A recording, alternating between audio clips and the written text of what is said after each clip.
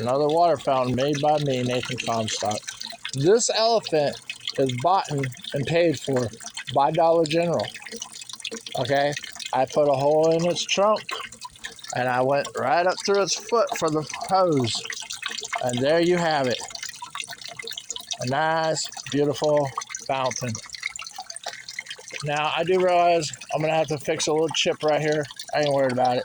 It can be fixed. Little touch. But other than that, it's working beautiful. Shoots right over him. Right into the water. Look at that. Look at that, ladies and gentlemen. There you have it.